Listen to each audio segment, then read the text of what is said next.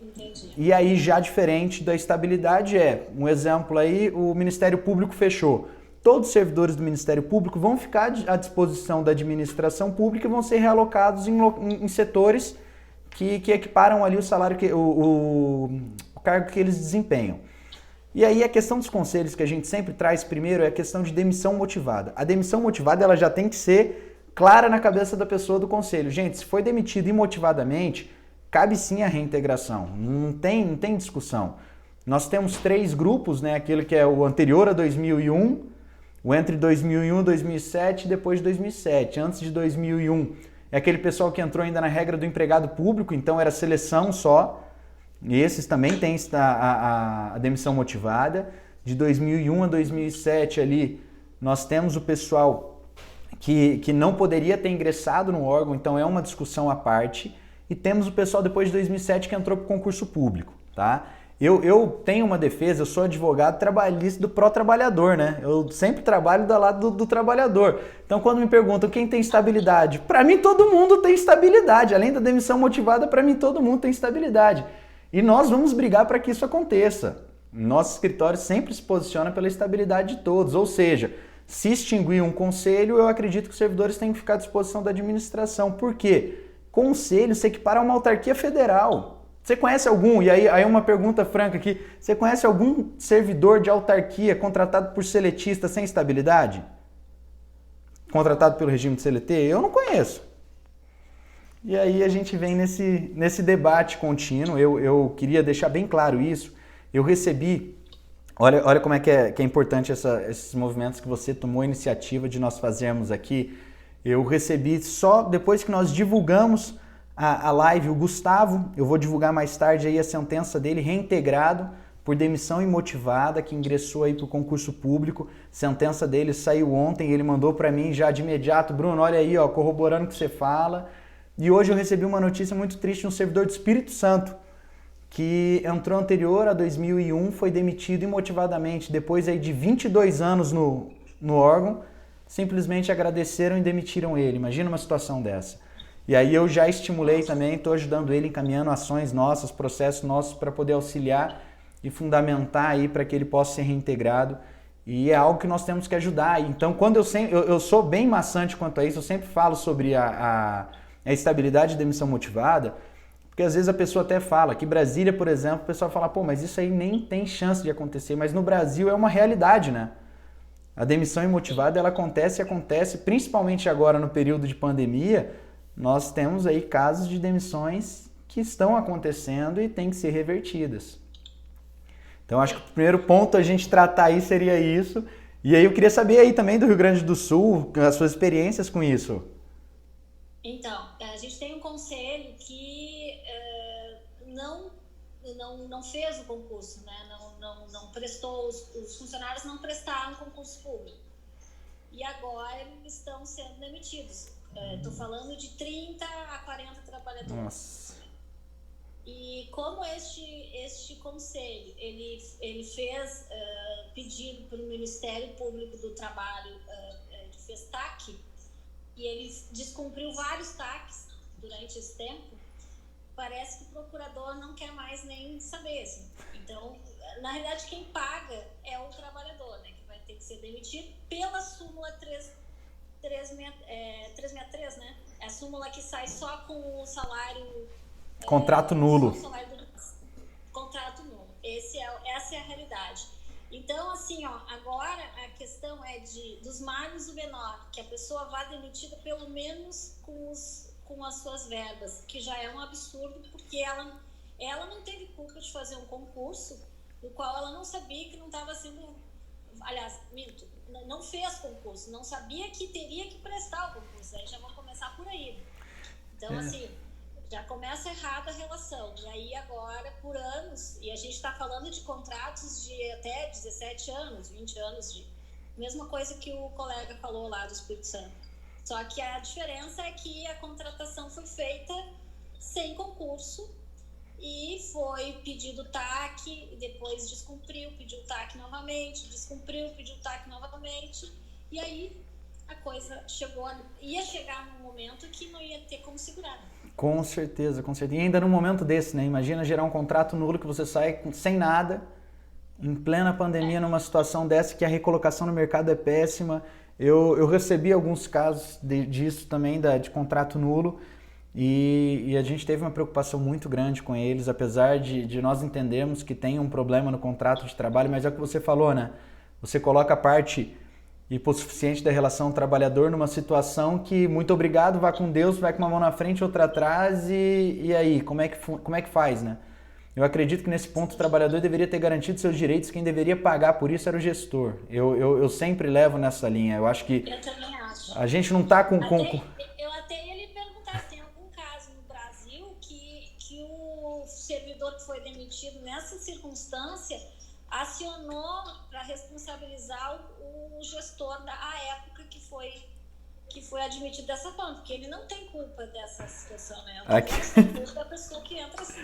Aqui em Brasília você conhece o Douglas, o presidente do sindicato, e eu acredito que o perfil dele você sabe qual que é toda vez, e aí eu te falo, toda vez que nós temos uma decisão que ela de alguma maneira gere um prejuízo à entidade, nós temos que entrar com ação popular aqui para reaver o dinheiro aos cofres da entidade. Aqui em Brasília nós temos ações que estão em curso, lógico que elas demoram, mas aqui em Brasília é de praxe. Nós, toda vez que gera algum dano ao erário, nós somos acionados, o escritório entra sim com ações populares contrárias para restituir o dinheiro, porque o dinheiro ele é público e ele tem que ser ressarcido da autarquia, né? De acordo com a 1717, é uma autarquia, DIN 1717, então ela deveria ser ressarcida. Então é um ponto que aqui a gente sempre faz isso.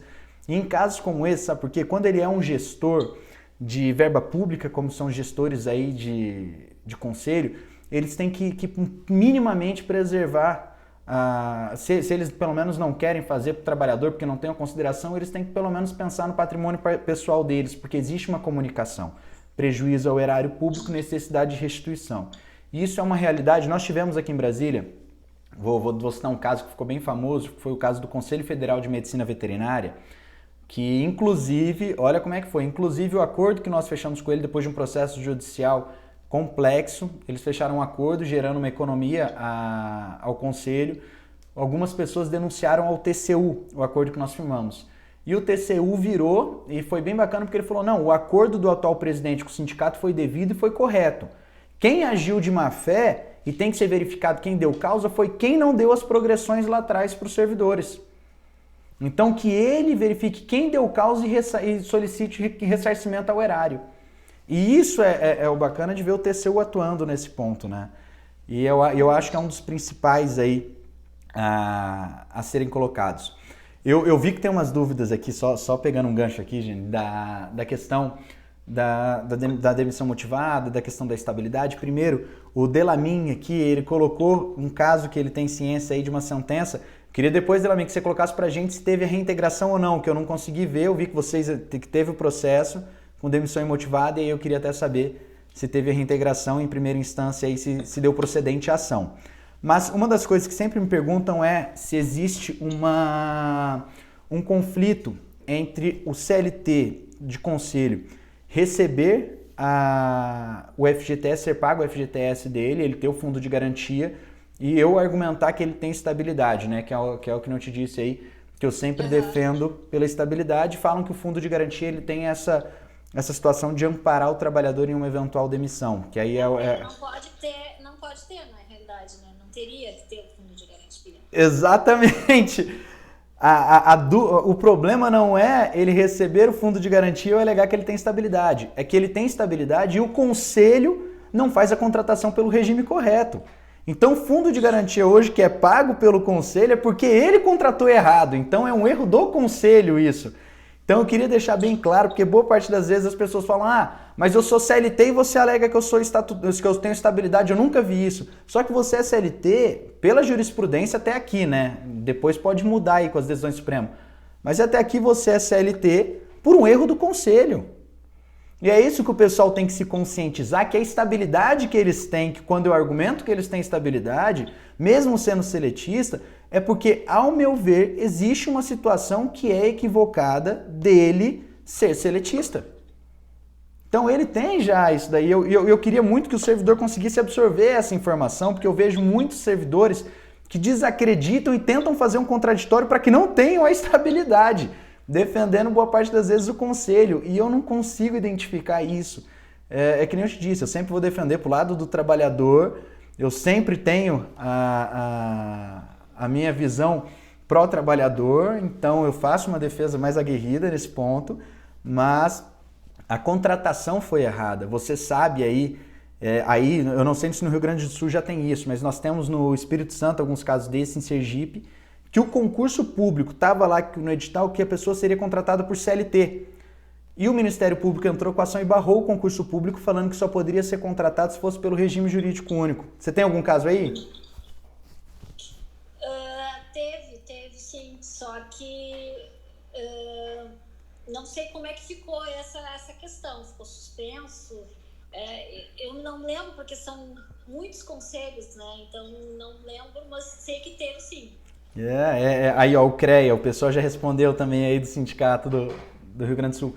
E é isso, é um dos exemplos que nós damos. Nós temos uma situação em que, e aí nós vamos buscando sempre que no Brasil a gente consiga ter umas decisões unânimes de conseguir travar alguns concursos desses para quê? Para validar o regime jurídico único. É importante formar esse entendimento e essa jurisprudência a favor do trabalhador, sabe? A favor dos servidores de conselho. Isso é muito importante. Por isso que todo esse trabalho que a gente faz e que eu acredito que é brilhante quando o Cicercon também atua nesses pontos, e às vezes a pessoa fala, porra, mas a gente precisa de mão de obra. Só que o que a gente quer é garantir que quem entre já tendo o regime jurídico único para conseguir validar o regime jurídico único para os demais. E permaneça lá, né? Exatamente, e essa é a nossa ideia. Às vezes, os próprios funcionários, servidores, eles nos questionam. Eu ouço isso muito, ouvi muito de alguns conselhos aqui que foram arrolados naquela ação que nós promovemos, dizendo que a gente havia pedido a demissão deles em função do regime que estava errado, né? Na realidade, essa adequação ela tem que vir de uma outra forma. Nós nunca iríamos pedir demissão de servidor, né? Só que o regime estava errado. E aquela questão, né? A gente nós não queremos gerar demissões, né? A gente quer que sejam transpostos para um regime correto, que é o estatutário, e a gente quer a validação do regime estatutário. Regularizar a situação. Sim. É uma briga que a gente tem, nós vamos ter, e aí que nem eu te disse, né? Nós temos pessoas da categoria que não se veem como estatutários, não se veem como regime jurídico único. Inclusive, olha que essa situação para mim foi a pior.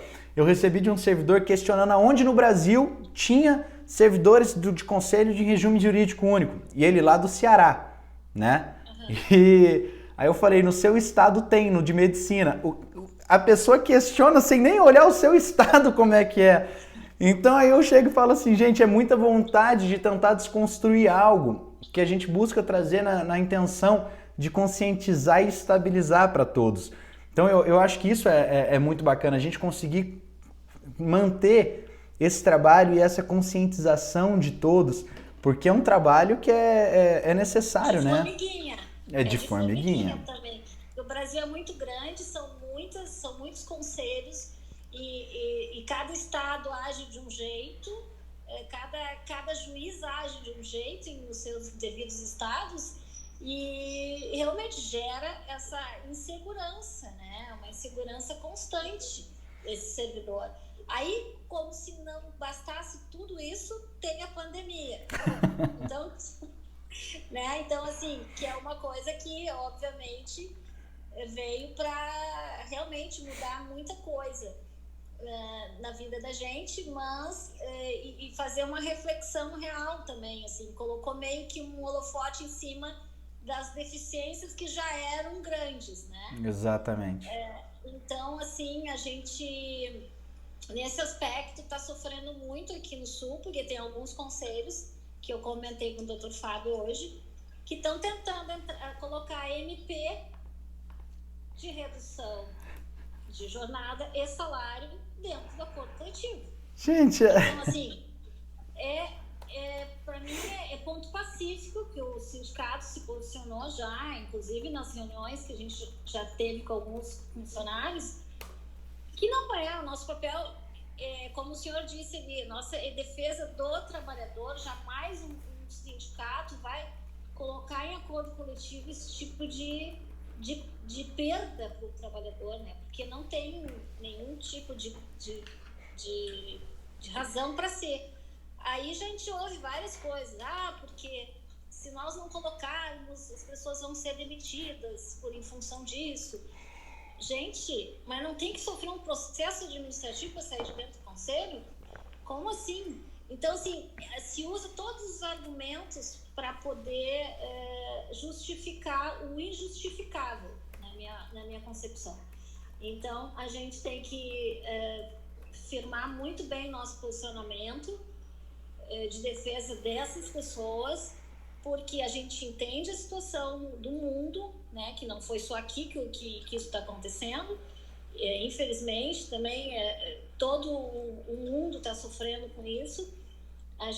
Mas eu entendo também que essa MP foi criada para o empresário ter um alívio durante esses meses. Tanto é que o fundo de garantia foi suspenso e será pago em algumas vezes, me corrija se eu estou errada, justamente para os empresários terem esse alívio. Então, não se trata do empregado público. Essa MP não serve para nós.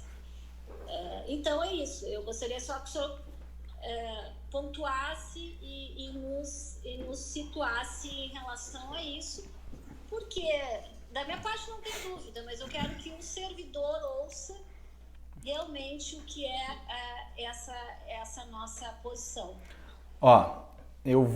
Essa medida provisória, ela foi a medida provisória 936. E aí ela já foi até convertida em lei, é a 14.020. Eu abri aqui a lei até para a gente poder debater um pouquinho e vou dar uma lida no ponto da lei. O que acontece? A primeira coisa, a lei, a medida provisória, quando ela foi criada, foi que nem você disse, ela veio para iniciativa privada. Tanto que, no parágrafo único da medida provisória, ela trata que não se aplica no âmbito da União, dos estados, do Distrito Federal e dos municípios, dos órgãos da administração pública direta e indireta, inclusive as empresas públicas e as sociedades de economia mista. Ou seja, nem sequer uma empresa pública poderia aplicar a redução da medida provisória 936, que agora virou lei. Ao ponto que nós chegamos, não tem a viabilidade da aplicação da medida provisória. Aqui em Brasília, nós nem cogitamos isso. Alguns estados nós ficamos sabendo que teve uma negociação na tentativa de aplicar a medida provisória 927, depois da 936. Nós demos os fundamentos jurídicos para barrar isso, tá? Nós informamos a todos, gente, não tem possibilidade de ter uma aplicação dessa, eu não vejo um cabimento legal para poder aplicar a medida provisória 936 ou a 927. Não existe isso, que a 927 era aquela que inicialmente até permitia a suspensão do contrato de trabalho lá e depois mudou, veio a 936. Então eu não via a possibilidade e falei isso pro pessoal. Falei, gente, eu não consigo interpretar como aplicar isso. Então o conselho que trouxer isso, eu não consigo ver a possibilidade de aplicação entra com uma ação. Eu fiz uma reunião com o pessoal da Bahia, do Sindicato da Bahia, que são atuantes demais, entrou uma galera nova lá, pensa num pessoal gente boa e atuante.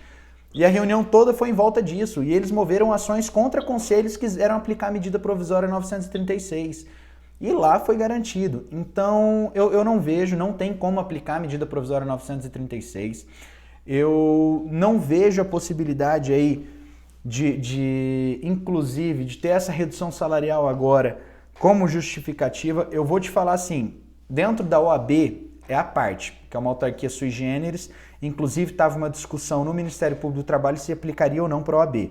Aqui em Brasília, você ficou sabendo, nós tivemos uma demissão de 40 e poucos funcionários, uma atuação completamente absurda, nós fizemos todo o trabalho contrário para que não acontecessem essas demissões, mas infelizmente aconteceram, e uma das propostas do sindicato, pela OAB, mesmo aqui a gente tendo que deveria ser motivada a demissão, mas pela ausência de toda aquela fundamentação que o Supremo já deixou bem aberta, eles demitiram. Mas nós propomos o quê? redução de salário com redução de jornada. Lá nós propusemos para que não tivessem demissões, porque é uma realidade distinta dos demais conselhos. E os demais não existe isso. Nós tivemos um julgamento no Supremo Tribunal Federal, onde ele trouxe a impossibilidade de redução de salário com redução de jornada sendo impositiva do Conselho. Aí naquele julgamento foi da União, da Administração Pública, ela não poderia reduzir de maneira unilateral o salário e a jornada do trabalhador. Então não vejo essa possibilidade. E digo mais, se eu fosse participar de uma negociação onde fosse arguído isso pelo conselho, eu ia pedir falar, cara, olha, até para eu colocar num acordo coletivo desse, eu levava para uma mediação só para ver o que o Ministério Público ia falar. Eu falava, eu faço isso na frente do Ministério Público do Trabalho, só para a gente ver o mal ali, para ver o que o Ministério Público ia fazer. Eu já fiz isso, já pedi uma mediação. O Ministério Público vai ser contrário, não tem cabimento. É claro que essa MP do que eles utilizam, doutor Bruno, ela é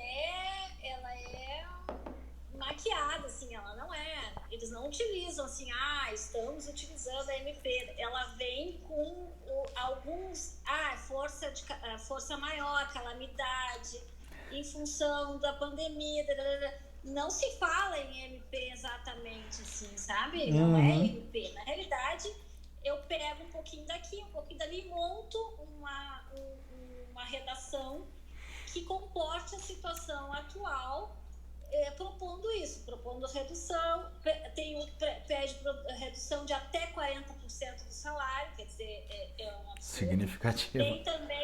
Também tem um que pede no processo de PAD, que ele cita também alguma coisa do 373, parágrafo 3º, o parágrafo único da disposição do empregado público, ou seja, para demissão por PAD, tem um dispositivo que permite, em função de não ter condições, não ter verbas para pagar aquele funcionário, então seria um motivo de um PAD, ficou dentro do PAD aquilo ali.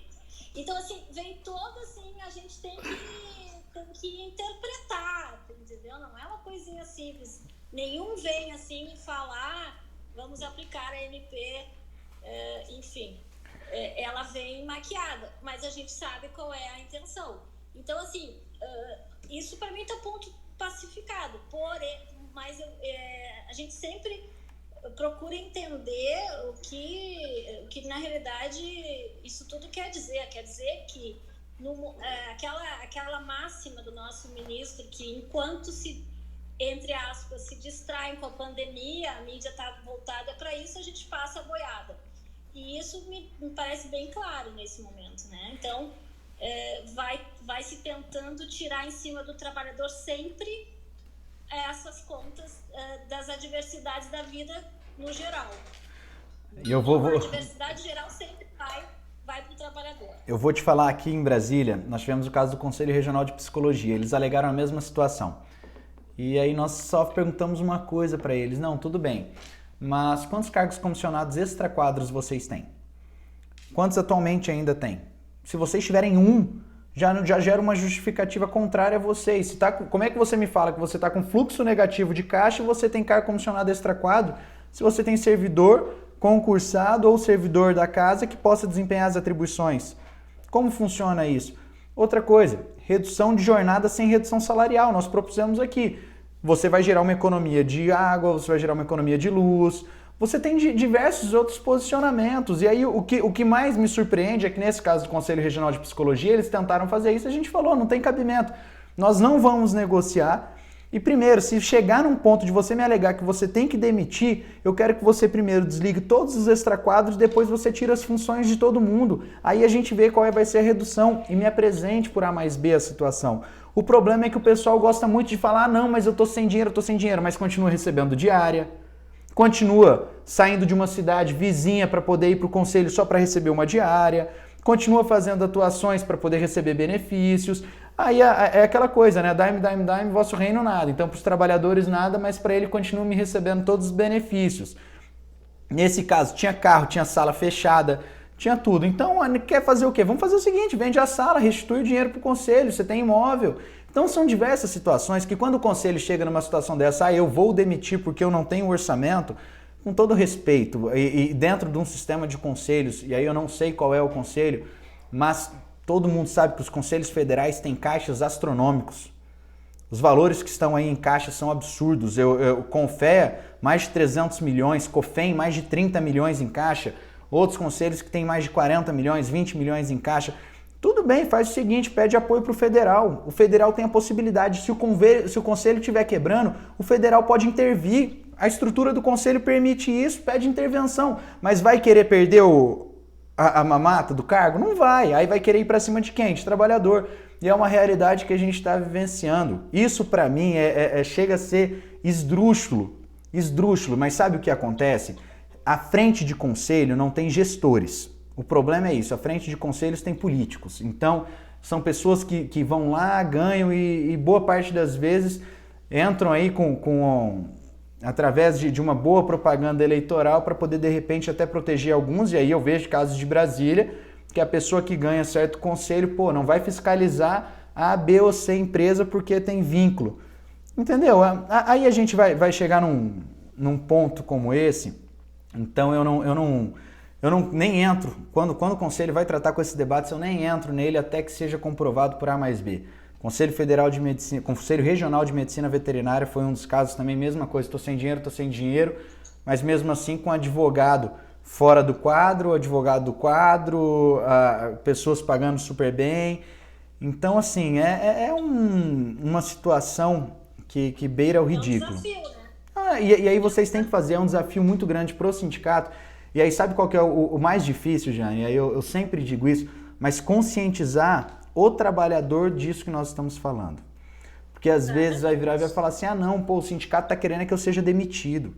E poucas vezes sabe que nosso debate é para garantir o emprego dele, para falar não, é porque a gente não quer que você perca no seu salário, porque você não tem o porquê perder no seu salário. E o pessoal às vezes não entende isso. E eu acho que a briga maior, e quando eu e o Fábio, a gente era completamente alienado, Instagram, Facebook, só que chegou um ponto que eu falei para ele, se a gente não começar a entrar nisso para poder levar essas informações para o pessoal, a gente sempre vai ficar nadando na praia, porque a gente conscientiza o presidente do sindicato, a gente conscientiza a diretoria, mas não consegue conscientizar a categoria. E aí o cara vai ficar contra a gente em coisas que a gente está brigando pelo direito dele. Então, assim... Como é que diz? Mais importante que a guerra é quem está na trincheira ao seu lado. Exatamente. Enfim, o que eu acho? Nesse momento que a gente está passando por tudo que a gente está vivendo... também veio para um desafio para o sindicato, para o pessoal sentir a importância de fazer parte do sindicato, entendeu? Por quê? Porque não adianta, é que nem eu digo, quando a gente vai discutir com diretoria de conselho, eles têm assessoria jurídica, eles têm os cargos de comissão para defendê-los, tem toda uma estrutura. Quem é que está defendendo o trabalhador ali? Ele é o sindicato e nós somos eles dentro do conselho. E muitas vezes acontece que o pessoal vai direto e negocia, pega um acordo coletivo e senta com a diretoria e tenta. Qual é a chance disso dar certo? Qual é o funcionário que vai dizer que ele vai falar assim, olha, eu só posso dar 1%. E ele vai dizer, não, o senhor não pode usar só 1%, você pode ter... Não existe esse equilíbrio de fala, você entende? Convencer as pessoas que eles querem, ok, eu quero uma proposta, quero agilidade, porque o conselho não está apresentando proposta. Tem que ir para onde, meu Deus? Tem que ir para o sindicato, diz, olha... Vamos fazer uma reunião, vamos ver o que a gente vai fazer de proposta. Eles não estão se mexendo, nos mexemos nós, entendeu? Mas ter o sindicato, ele faz parte, ele é parte integrante, pensante dentro dessa estrutura. E ele não se sente assim. Enquanto ele não se empoderar dessa situação, a gente vai ficar refém sempre. de uma diretoria. E as diretorias, como eu falo para as pessoas, elas passam, as gestões passam, o servidor tem que ficar. Ele que mantém essa estrutura do conselho, ele é peça importante, atuante ali dentro. Então, a nossa defesa sempre é do trabalhador.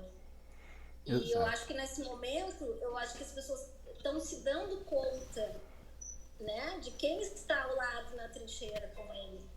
Né? Que as guerras vão existir sempre, a gente sempre vai estar peleando, como diz aqui no Sul. Né? Nossa. Tu sabe que o gaúcho tem fama de gostar de uma peleia.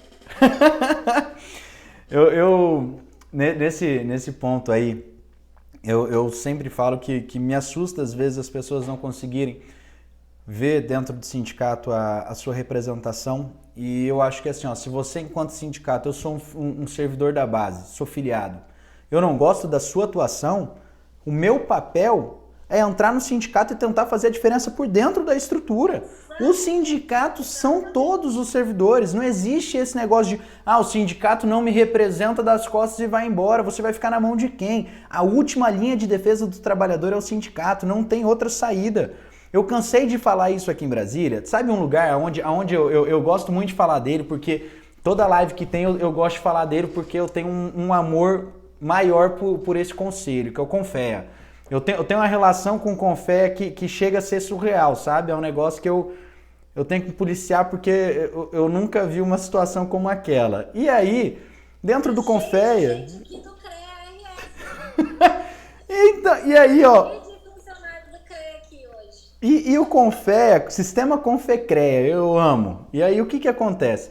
Dentro do Confea, chega a ser tão surreal que quando chega uma pessoa para tentar ajudar o conselho de maneira efetiva, ele é tratado de mau grado. Boa parte das vezes esse funcionário, ele inclusive perde a função quando é para realizar algo, mas há uma situação antigamente, hoje não mais, porque hoje os servidores do Confea, eu te falo que eles são extremamente guerreiros e são completamente diferentes do que eram antes. Mas eles hoje tomaram a consciência de que o sindicato é a última linha de defesa deles, porque quando acontece alguma coisa, não tem Ministério Público do Trabalho para vir atuar, não tem Ministério Público Federal. Quem vai atuar é o sindicato.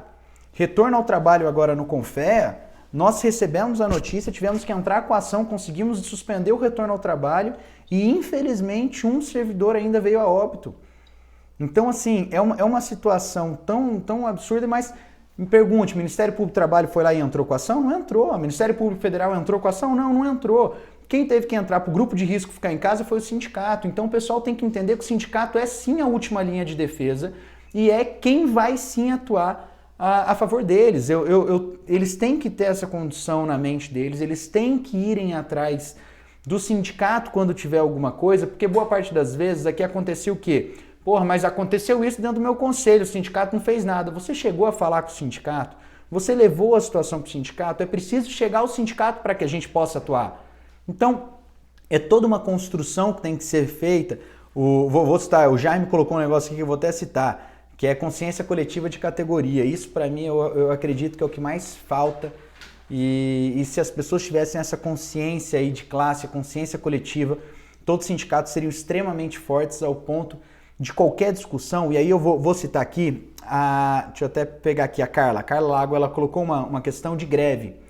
Um exemplo, os servidores eles não têm noção da capacidade de mobilização dele e de como o gestor fica refém do servidor. Se o servidor cruzar os braços, o conselho não anda, não vai descer um conselheiro para poder atender alguém. Não vai descer um conselheiro para... Eu falei uma vez, o pessoal perguntou quando é a melhor época de greve. Falei, quando emite o boleto de anuidade? Para no dia do boleto de anuidade. Eu quero ver um gestor conseguir emitir um boleto. Você parou, o conselho vai ficar frustrado, a situação vai piorar. E aí eu sempre falo, o poder é nesse ponto do trabalhador. O servidor tem que saber se mobilizar, tem que saber conversar. O gestor, e aí vou citar um exemplo que eu vivenciei e isso mudou a realidade de um sindicato que nós advogamos, que é o do Ministério Público. Quando foi fazer a negociação deles, eu lembro que o Procurador-Geral da República virou e falou assim, mas por que eu vou negociar com o sindicato se o sindicato representa só 30% da categoria, só tem 30% filiado? Aí ele tinha toda a razão dele de falar isso. Ele vai falar o quê? Você tem a legitimidade? Não tem. Hoje, graças a Deus, a gente tem ampliado o número de filiações dentro do SINDI-MPU, levando essa consciência de classe, inclusive através de ações, para que as pessoas entendam de que eles são a força e o órgão só existe por causa deles, dos servidores. E aí vem a questão da demissão motivada, da estabilidade, que é o quê? Tem uma estabilidade completamente diferente. Você não é um trabalhador de iniciativa privada de que se parar, quando voltar vai ser demitido. Muito pelo contrário. Nós temos casos, e aí que a pessoa aderiu à greve com cargo em comissão e tiraram o cargo em comissão dele durante a greve. Nós entramos com uma ação alegando que foi uma atitude antissindical, atentando contra o direito de greve, punindo ele por exercer a greve. O Ministério Público teve que devolver a comissão para ele ainda o retroativo. Porque ninguém que fizer greve pode ser penalizado pelo ato. Então, todas essas informações, eu sempre falo que são importantes o trabalhador saber, porque a partir daí ele vai conseguir realizar toda a atuação, ele vai conseguir fazer o trabalho dele de maneira tranquila, impessoalidade, toda a autonomia administrativa que o servidor tem. Quantos fiscais, e aí você sabe disso, quantos fiscais sofrem pressão diariamente de gestor para não fiscalizar? Muito. Eu acho que tem uma demanda, inclusive interna, assim, né, doutor Bruno, que eu vejo, às vezes, dentro do próprio conselho.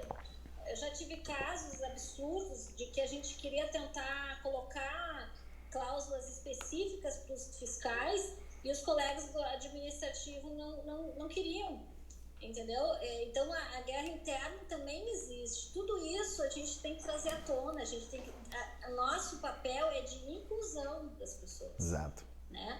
E não jamais vai se ganhar alguma coisa cada um indo ao diretor e pedindo coisas isoladas. Né? Não é assim que funciona. Nós precisamos a união. As pessoas precisam entender isso. Mas assim, de pergunta, na realidade, passando um pouquinho, até pra gente não ficar falando...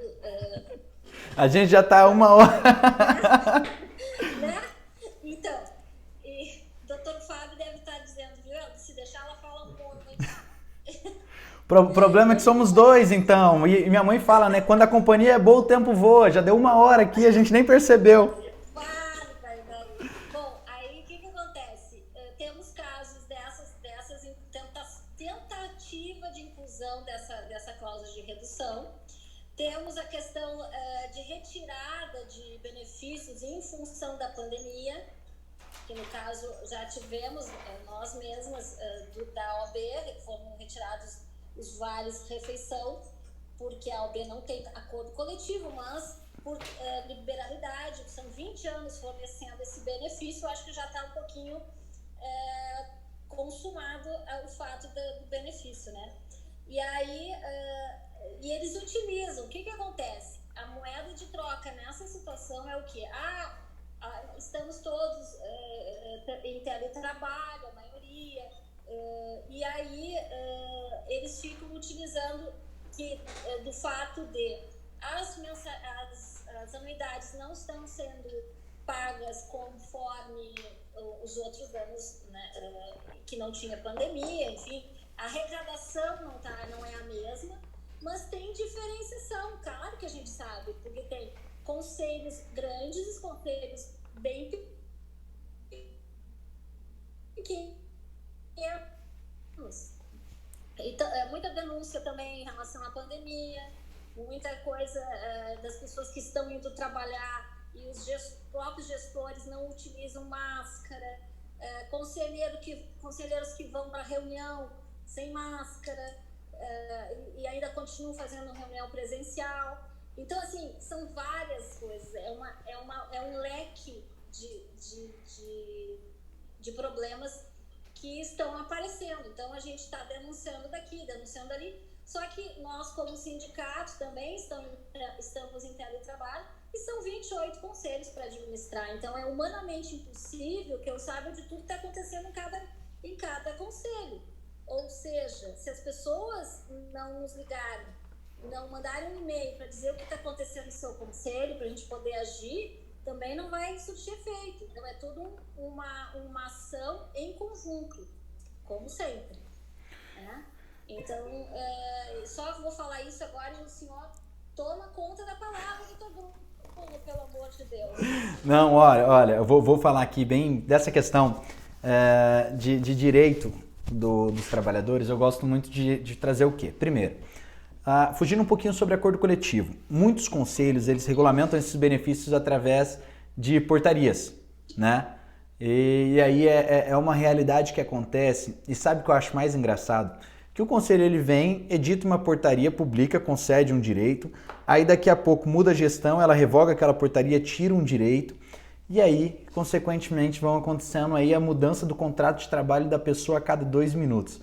Gente, isso não existe, não tem cabimento isso. O conselho ele não é obrigado a conceder algo, mas depois que ele concede, ele também não pode retirar de maneira unilateral, ele não pode simplesmente publicar uma portaria, e aí depois você recebeu aquele benefício por 1 ano, ele simplesmente vem e faz assim, não, agora você vai continuar desenvolvendo as mesmas atribuições, fazendo as mesmas coisas, mas agora essa portaria está revogada. Então isso aí não tem o mínimo cabimento. Se isso acontecer, há uma possibilidade de judicialização para que ocorra a manutenção daquele benefício. Aqui nós tivemos muitos processos como esse, de portarias que eram colocadas e revogadas a todo momento. Exemplo, auxílio alimentação. Auxílio alimentação tinha hora que ele colocava R$300, daqui a pouco 900, aí entrava uma nova diretoria 500. Não pode ter essa situação volátil dentro do conselho, ele não é obrigado a conceder, mas se conceder ele é obrigado a manter. E isso daí é um posicionamento que nós conseguimos reiterados aqui na Justiça de Brasília e também mantemos ele no TRT e no TST, esses posicionamentos, porque já tem um bom prazo de processo. E além disso, claro, nós ainda temos o acordo coletivo de trabalho. O acordo coletivo de trabalho é uma negociação árdua, é uma negociação extremamente delicada, difícil. Então, você enquanto sindicato sabe disso, quanto gera esse debate, o quanto acontece, como é complicado realizar uma negociação de acordo coletivo com um conselho que não cabe dissídio. Dissídio é um processo que você pede para o tribunal fazer a análise do acordo coletivo e fazer a adequação. Então, como não cabe dissídio coletivo, às vezes os conselhos eles não estão nem aí, fazem uma negociação quando querem, quando não querem, fecha a porta para o sindicato e deixa Deus dará. Então, essas situações eu acho bem complicadas, sabe? Se o conselho soubesse o quanto um acordo coletivo de trabalho aí para o pessoal que é regido pela CLT, o quanto é importante, o quanto traz segurança para ele, para você ter ideia, o TCU já trouxe que tem alguns benefícios que devem constar em acordo coletivo para gerar estabilidade e segurança ao conselho e ao sindicato. E não ficar sempre editando portaria, ao ponto do que acontece. Então, essas situações que elas existem, nós temos que fazer esse acompanhamento sempre, os sindicatos têm que levar isso. Às vezes, se os gestores tivessem um curso aí obrigatório para administrar conselhos, eu acredito que a situação seria muito melhor, porque eles entenderiam alguns benefícios que existem e como eles devem ser mantidos. Então, eu acho que o ponto principal aí de acordo coletivo sempre tem que manter a negociação aberta. É impossível, é humanamente impossível, isso eu sei porque eu acompanho o Douglas aqui, é humanamente impossível conseguir fazer um trabalho em todos esses conselhos, principalmente se nós não tivermos o apoio dos servidores levando a você essa demanda. Eu acho que todo mundo que está assistindo aqui, que é do Rio Grande do Sul, tem que compreender que o sindicato não vai chegar, o conselho não vai ligar para ele, não é que eu estou tendo um problema aqui com uma portaria, ele não vai fazer isso. Quem tem que fazer é o servidor de conselho. E eu falo, às vezes manda a informação e fala, não quero que eu fique exposto, não utilize meu nome. E aí o sindicato não vai utilizar o nome, que é o que nós temos feito muito aqui em Brasília, do que? Não, tudo bem, faz a denúncia aí, a gente vai receber e não vai usar seu nome, mas a gente tem que receber para poder atuar. Não existe como eu saber que, vou dar o exemplo aqui agora do retorno ao trabalho no período de pandemia. Não tem como eu saber que o grupo de risco está voltando de algum lugar, sem a pessoa me notificar. Eu não tenho como saber como é que eu vou atuar para poder embarrear aquilo, como é que eu vou negociar com o conselho. Foi o exemplo do Confea. Então, o Confea nós ficamos sabendo quando eles já tinham retornado. E aí, como é que eu faço? Nós tivemos uma contaminação. Então, essas coisas acontecem e nós temos sempre que ser cientificados para atuarmos. E não só no Confea, em outros conselhos nós tivemos essa ação para garantir o grupo de risco fora de casa. Perdão, fora do conselho, mantendo eles em casa. Então, são situações que as pessoas têm que entender e sempre reportarem ao sindicato. O sindicato está aqui para isso, né? Aproveitando até um gancho aí dessa questão, de novo, do CLT, eu recebi uma informação aqui, uma pergunta sobre a transposição do CLT para RJU, né? Que é acho que um sonho de todos. Sempre. O que acontece? CLT para RJU, a transposição, a gente... rapidinho. Colocaram aqui sobre multa de acordo coletivo de trabalho.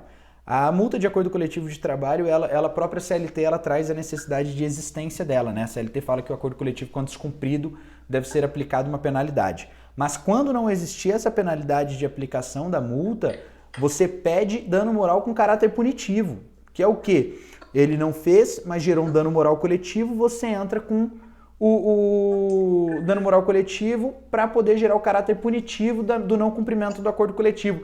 Então tudo tem margem. Às vezes o presidente do conselho, ele acha, porra, me dei bem aqui, fiz uma... Ih, a gente tem 1 minuto e vai cortar a nossa live. Eu não sabia que tinha limite. Meu Deus do céu, não acredito.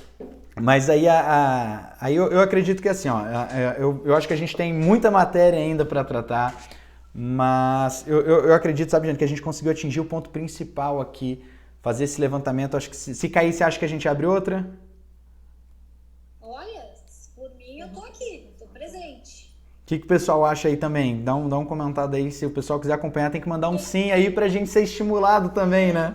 Quem quiser que continue, coloca aí que sim. Mande aí pelo menos, aí tem uns 10 segundos pra sim aí.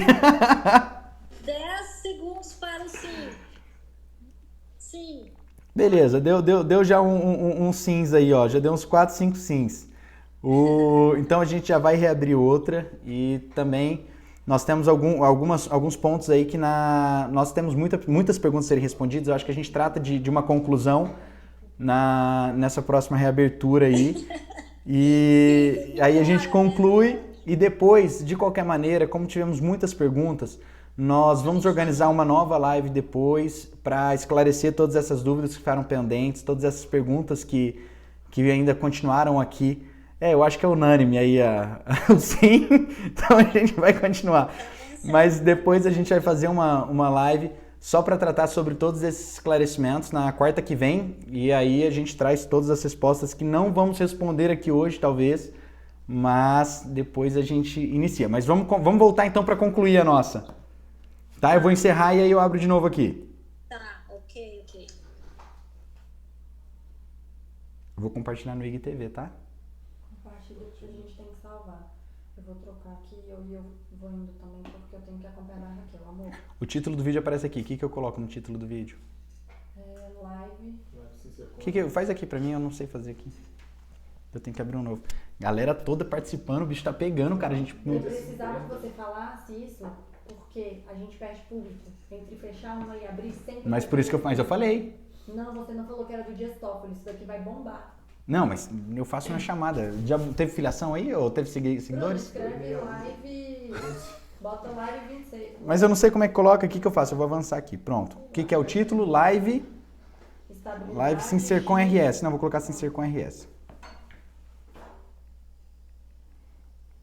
Amor, você precisa anotar as dúvidas, porque isso tudo é pauta pra gente. Você não tá anotando, você tá dando like. Tá, vou mandar aqui de novo então mais uma, hein? Pei,